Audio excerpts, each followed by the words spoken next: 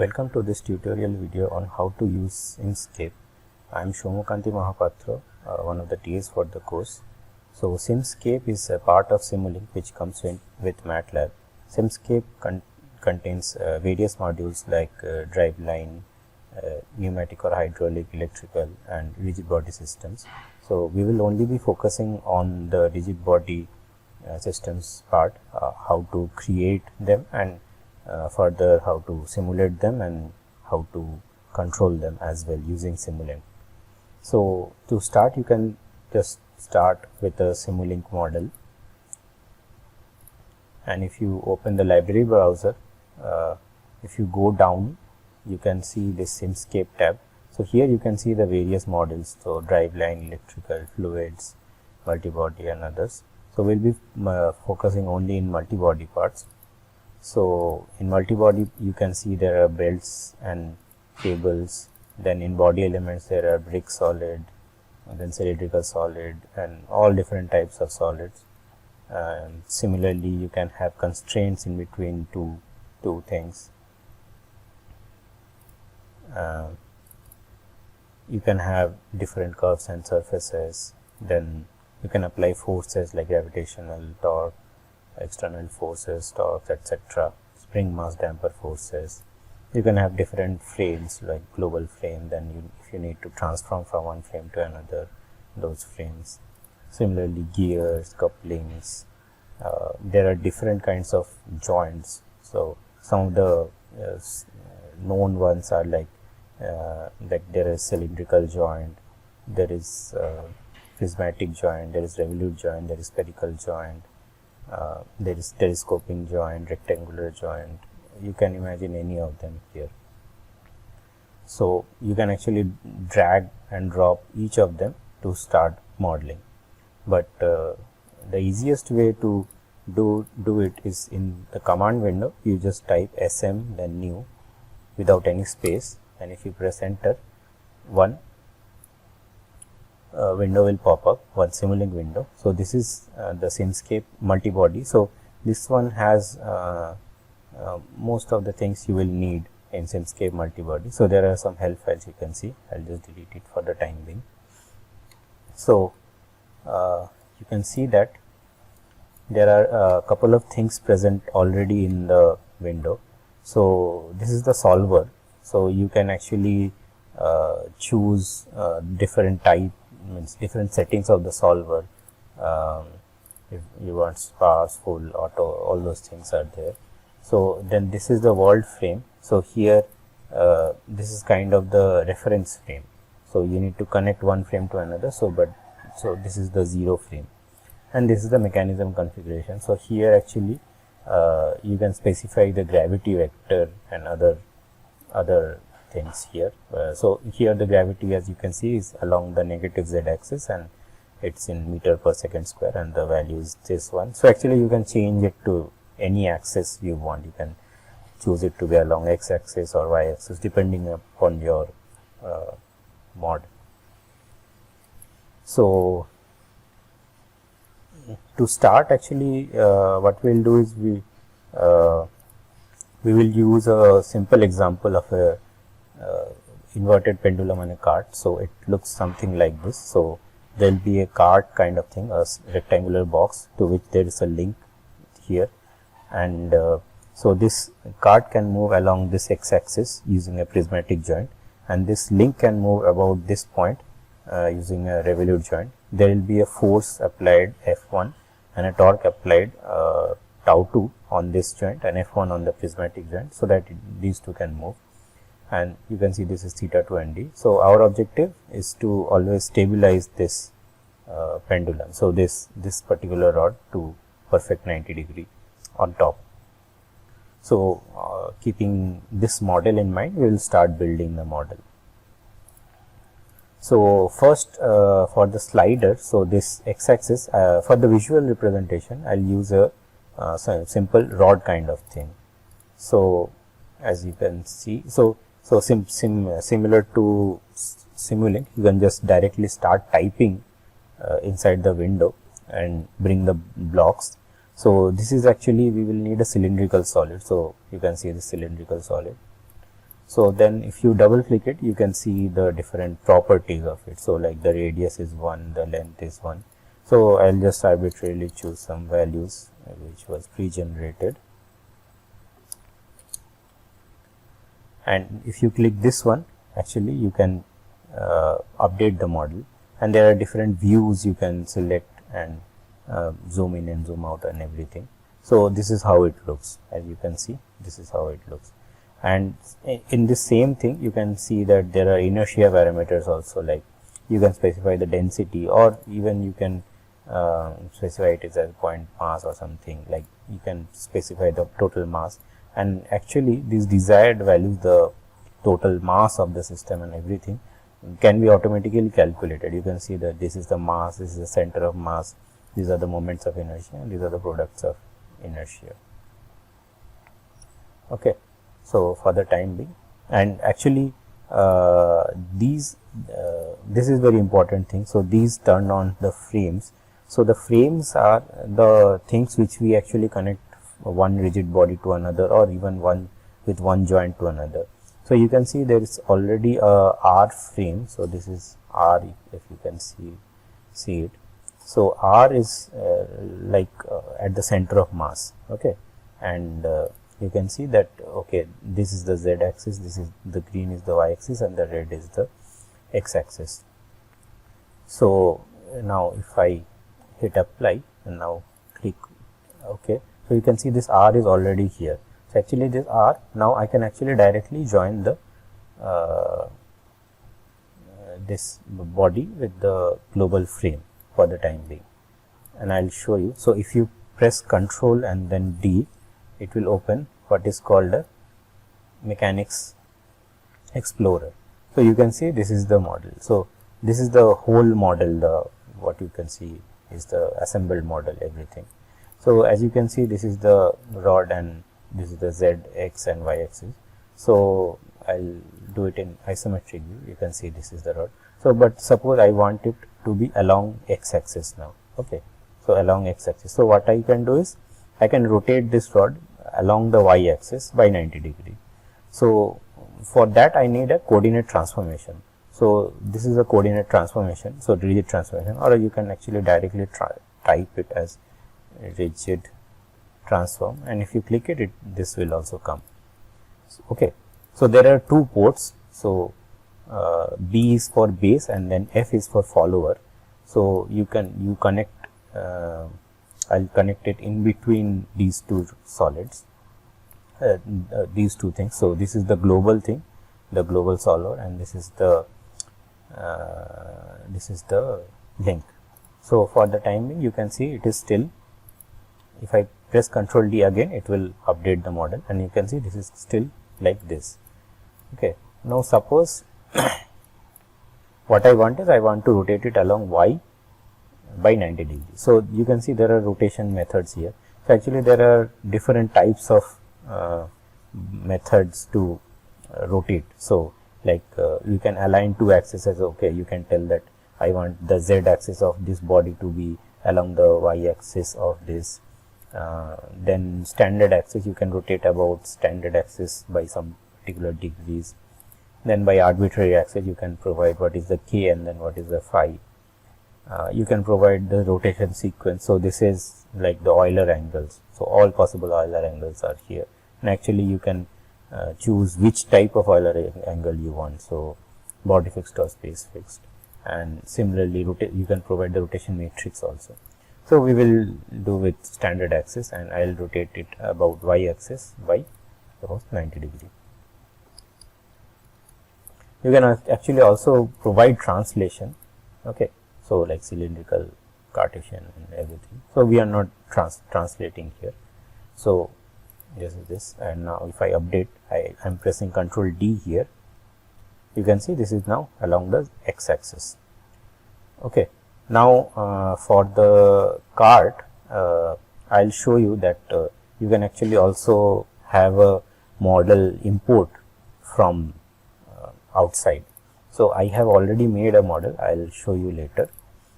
So for this, the block needed is called file solid. So you can see this file solid. I'll bring it here. So now if I open it, I need to give this file name. So there's this button, I can press this and I can bring the model. So this one I actually created in SolidWorks, and this is in .xt format. There are different formats of model which you can use. So you can see here. So these are the different formats of file solid which you can use. I am using an XT version, and if I now show you, so this is the cart thing. So actually this along x-axis it will translate, and you can see a small nub like thing, cylindrical thing. So along this I'll rotate it. You can use anything you want. Okay. So now let's put some mass values to it. So I'll just use 1 kg to it. Okay, and it will automatically do that. Okay, and now suppose I want to translate it along this axis. So suppose let us just keep this as it is, and now if I directly connect it to this one, and now if I update the model, you can see this is actually along this one, but I actually want this axis, this particular face, to be along x-axis. Okay, so for that what I will do is I need to create a frame. So actually this is the frame. Actually you can see these are the frame. So when I am joining these two, so what happens is all the axes are aligned to each other whenever I am joining it directly like this. So actually there is no joint particularly here. Okay, so what I will do is I want to put a prismatic joint here. So for the prismatic joint you can just directly type prismatic. So you can see this is the prismatic joint. So similar to the frames, the real transformation, there is also a base and then a follower. I'll attach the prismatic joint in between these two. Okay, so now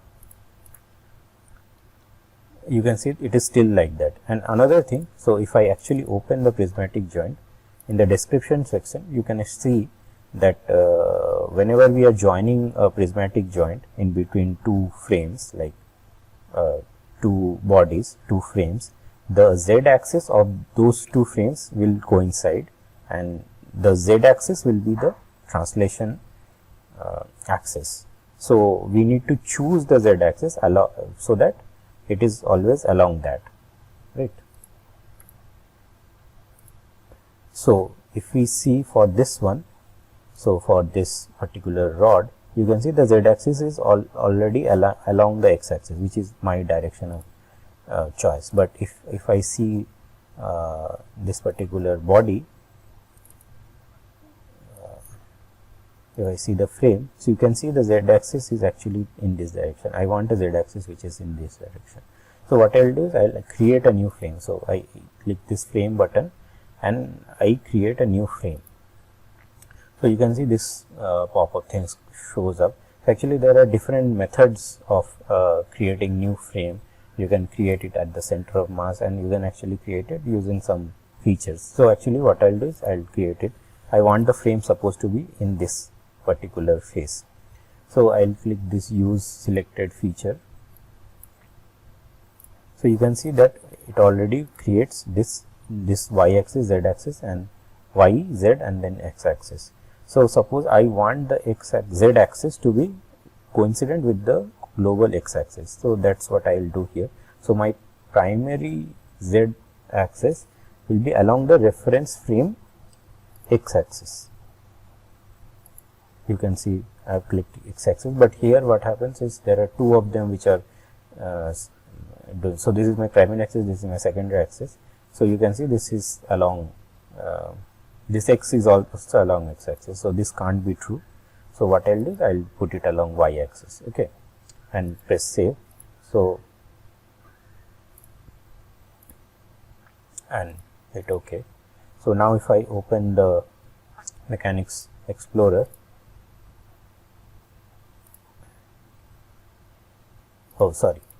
so you can see that now a new frame has come into frame, this F1. So actually I'll connect this F1 frame to this body. Okay. Now if I hit run, you can see, okay, now this is in this form.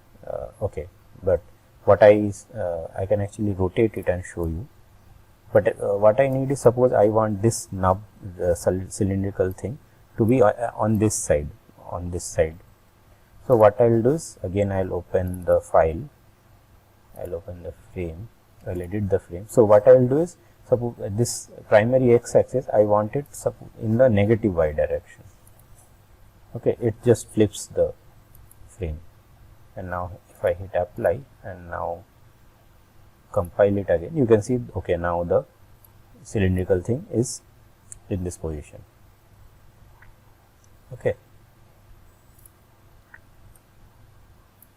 So suppose another thing I will show you is, suppose I want to change the color of these things and change the appearance of it. I want this to be little bit transparent in nature. So those things can also be done. So what I will do is, I will go to this graphics thing, and then in this visual property, actually I can change the color. So suppose I want it to be slightly red in color, and I want the opacity to be like 50% of it. And if I hit apply, and actually if you click this, actually you will see the live view of it. So it will look something like this. And if I again compile, you can see that it now looks something like this. It's slightly translucent in nature. Okay. Now I want to connect the link to it. I also have made a file. So again I will go to file solid, and I will bring the link into the frame. Okay, so it looks something like this. Okay, so similarly I will define the geometry and mass. So suppose I will keep the mass as 1 kg for the time being. I will just change the color to something which is visible. So suppose like green. Okay, so suppose I want to connect this particular link to the card, but I want to connect it at this point. So if I see the frames, so this is the R frame which is present, but I don't want to connect it right here. I want to connect it here. So what I will do is, I will define a new frame at this point. I will go to frames and new frame. So what I will do is, I will select this particular frame, select based on the geometric feature. So you can see this is done. But again, this I want as a revolute joint. So I want the z axis to be along this, so along the current y axis. So my primary z axis I want to be along the positive y axis. So you can see now the z axis is along this. Okay, so this kind of does a job for me. I'll hit OK. So you can see this F now comes up. So but what I want is, I want to connect it to this particular circular thing. So I need a frame at this particular point. Okay, so again I'll create a new frame. I'll select this particular feature, use based on geometry, and you can see already the z axis is selected here. So z, y, and then x. I'll hit save and then apply. You can see this F1 and F2 comes up.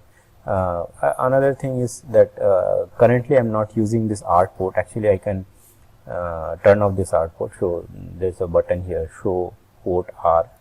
I can untick it and hit apply. You can see that this art thing goes away, and now I can connect these two.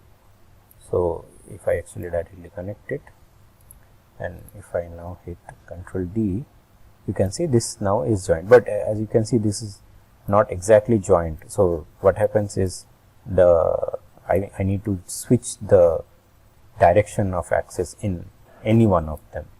Okay, so as I already have this one open, I'll just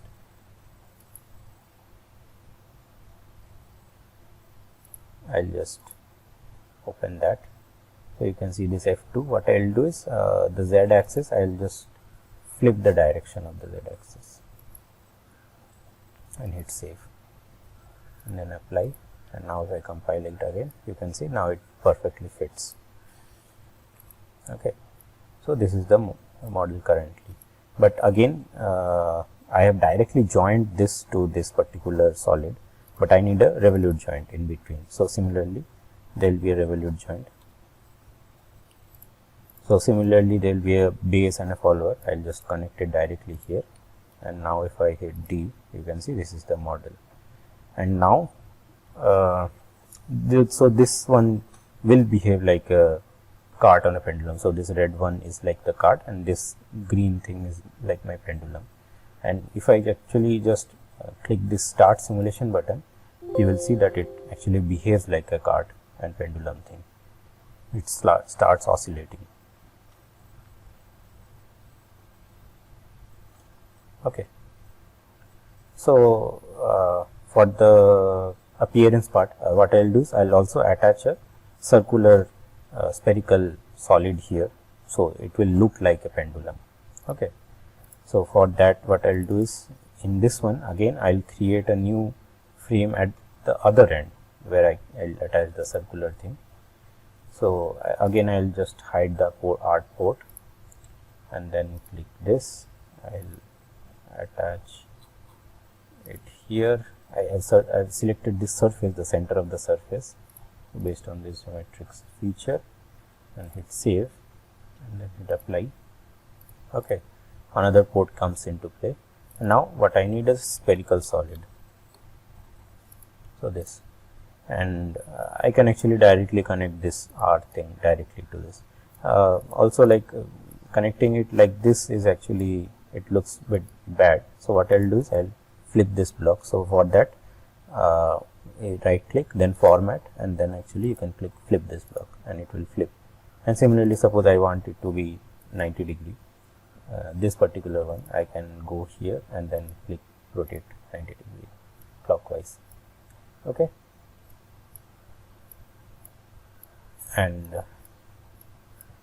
now going to this spherical solid, actually I will give it some radius, so like 0.05 meter. It will look something like this, and if I hit Ctrl D again here, you can see it looks like something like this. It is too large, so I need to reduce the size of this. I will reduce it by another order, and you can see it looks something like that. I will increase it slightly, a little more.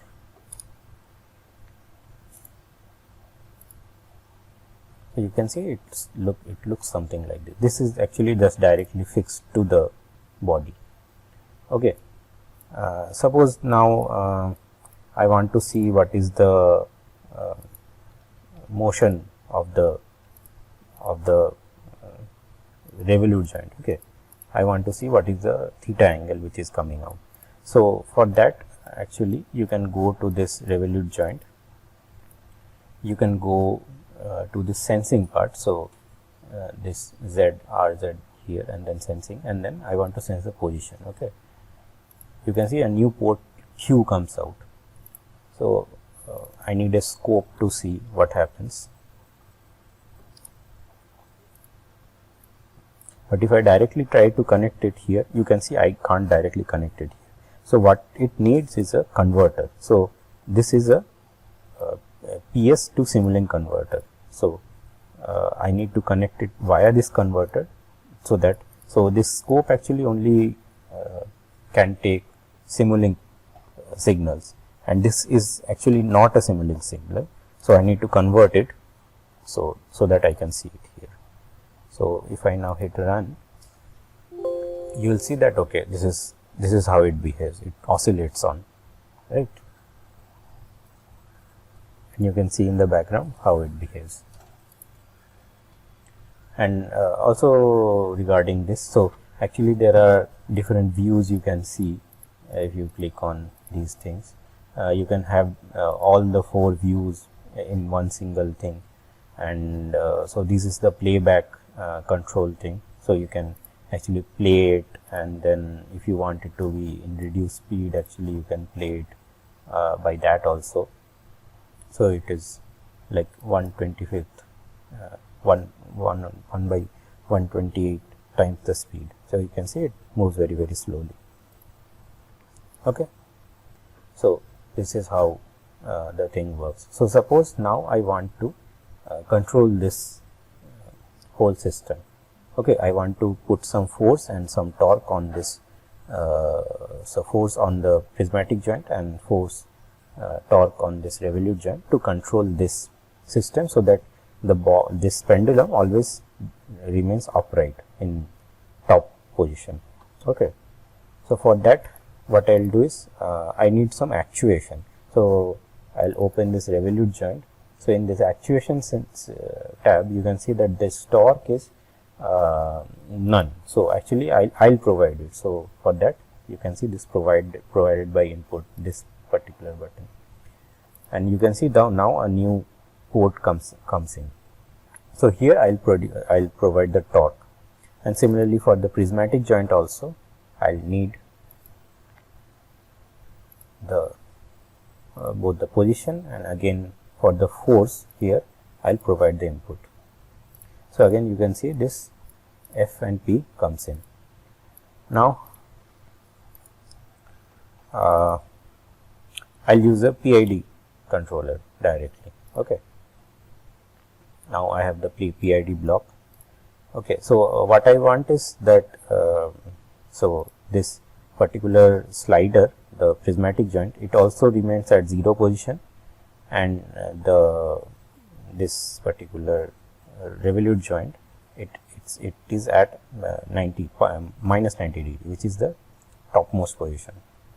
So for this I'll need a summation block to compare the signals. Okay, I need one of them as negative. I need the prismatic joint to be at 0. So for that I need a constant. So this is my reference signal. So for this one I need to be 0. So this, and I'll connect this to PID. And actually I can't connect it directly to this, because this is a Simulink signal. I need to convert it. So this is a Simulink to PS converter, which converts the signal from PID to this, and I can connect this again. So I can't directly connect it here. What I need is a PS to Simulink converter,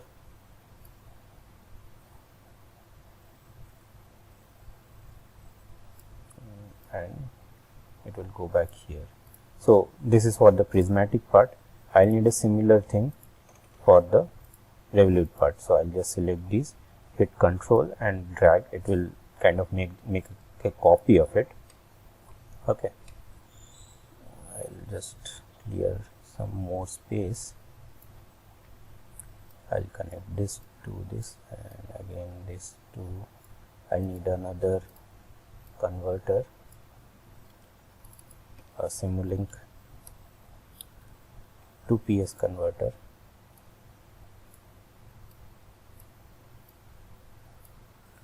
and I'll connect this to this. So now if I see what happens here, so this is how it behaves. So okay, yeah, I need it to be at minus pi by 2, minus pi divided by 2. Okay, so the PID has some default values. You can see how it behaves. So it behaves something like this. Okay, so that actually I'll increase the speed so that you can see how it actually behaves. So it behaves something like this, very erratic in nature. Okay, so we need to provide a very good value of PID. So actually I have some values of PID in nature. I'll just also put 1 kg for this spherical joint. So for this PID I'll use P value as 100. I am not using any integral part, and this one I'll put it at 50. For this PID controller I'll use suppose 100 and 20, and let's see how it behaves. Okay, so it behaves something like this. So it settles down very quickly. Okay, yeah, another thing is, so actually let us try at minus pi by 2. It is the opposite direction. You can see it settles very quickly, and it settles at 0. I'll only show you one of the views there. I'll play it again.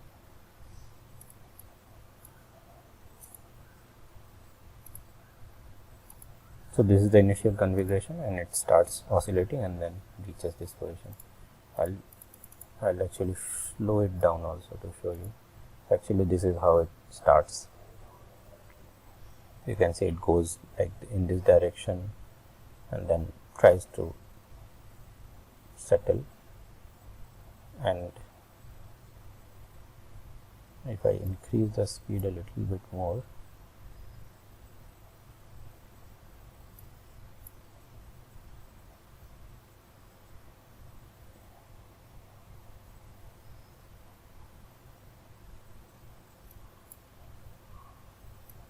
you can see that. Okay, now approximately it is now settled, you can see like this. So suppose I want it to start from the base position, for select totally 90 degree. So for that, what I'll do is I'll open this revolute joint. So in the state target, I'll specify this position target thing. I want it to be at minus 90 degree. Okay, now if I hit Ctrl D, you can see it is now in the downward position at the beginning itself. And now if I now hit start simulating, you will see that okay, it behaves something like this. It takes some time to settle, but it will settle nonetheless. Okay, so suppose I also want some noise present in this simulation. So I want some noise in, it's like a disturbance force which is applied on this prismatic joint and also on this revolute joint. That also can be done.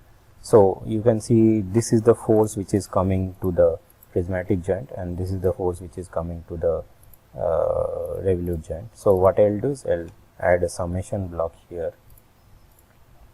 I'll just flip this block.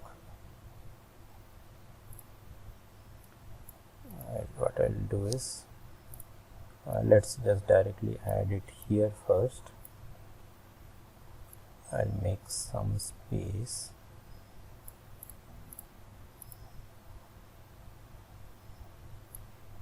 I'll put it here. I'll connect this. I'll add some random source. So what it does is it will generate some random signals. I'll flip it.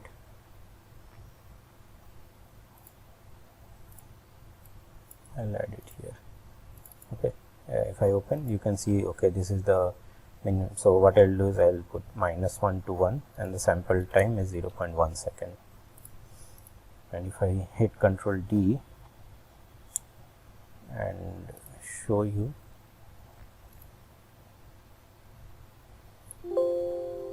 it behaves something like this.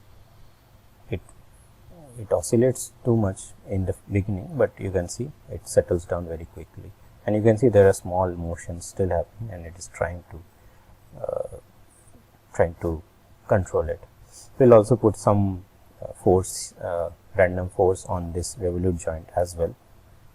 Similarly, I'll make a copy of this random noise. I'll add this in between them and this random source. And so suppose I want to see those plots also. So in the scope, actually what I'll do is I'll add 4 ports and 2x2 layout. Okay, so what I'll do is I'll connect the position, this random noise, and again this random noise. And if I now hit simulate, you can see this is how it behaves. And if I now see the scope, so if I increase it, you can see Okay, so this is for the theta and this is for the d. So you can see the theta, it settles at around minus 1.5, so it's around 90 degrees, you can see. And this is the noise which was being added, so the disturbance force. And similarly, this is for the prismatic joint, you can see it settles at 0 after some time, and this is the noise it behaves. And actually you can tune these PID values. You can actually put some more damping and more proportional gain and play around with the numbers and try to see that okay, how fast it can settle down at some position. So here you can see that it actually settles down much more quickly here. And similarly, suppose if I want to increase this particular gain again, suppose I'll make it 300 for the time being, and again hit run. But again you can see that this kind of destabilizes the system. So you need to actually play with these values so that you can get a perfect output you want, so that it matches with your particular specification. Okay. So actually this is much more closer to.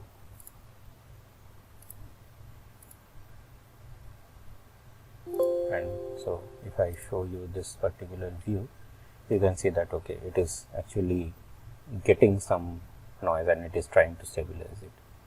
And I can show you from the beginning how it behaves.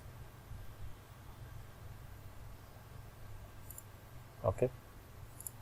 And actually if I tweak these values also, suppose I'll tweak this value a little bit more. Okay, so actually I need derivative to be 20, filtered coefficient to be that. Okay, and now let's see how it behaves. Now you can see it settles very quickly, you can see, and it is also trying to stabilize it. And now actually if I show you from the beginning at very slow speed, you can see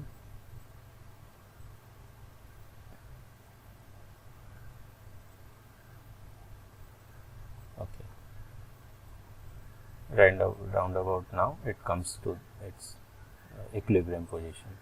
So around, let's say 0.01 seconds it comes to the equilibrium position. And if you see the scope here, so you can see that okay, it settles at this location and it also oscillates around 0. So the error is very low and still some disturbance is still coming.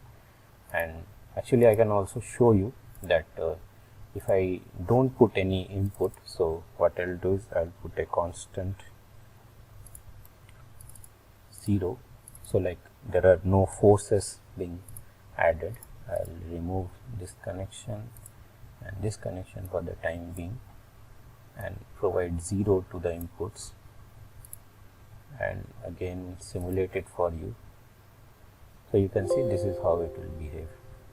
I'll increase the speed.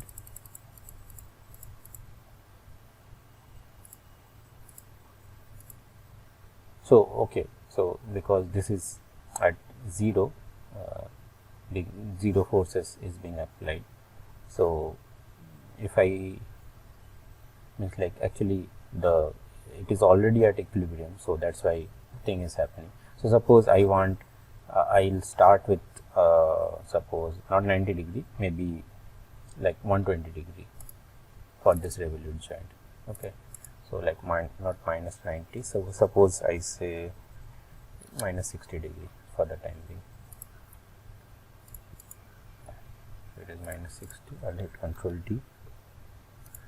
So this is my initial position, and now if I hit run, you can see this is the uncompensated system. This is how, like uncontrolled system, this is how it will behave. Remember, I don't even have the force part connected. The force part is 0 currently. So if I actually even connect the force part, what I'll do is I'll remove this one, I'll provide 0, I'll remove this one, and I'll provide 0. You can see, okay, 0 is coming, so no force, external forces, means it is not being compared to anything, and some random noise is going. So you can see that, okay, this is how it will behave. So you will see that it behaves very erratically, and it has gone to some other place itself. And again, I'll show you with the PID controller attached and with the same noise. Okay, I'll hit Control D. So this is my initial position, and you can see it settles down very quickly.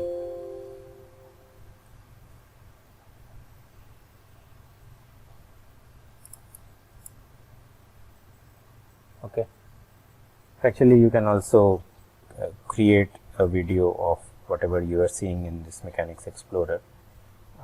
There are actually lots of things you can do using Simscape. So this was a flavor of how to do modeling and then simulating it and then controlling it also using simple PID controller. So this was about modeling and then control of an inverted pendulum on a cart. Thank you.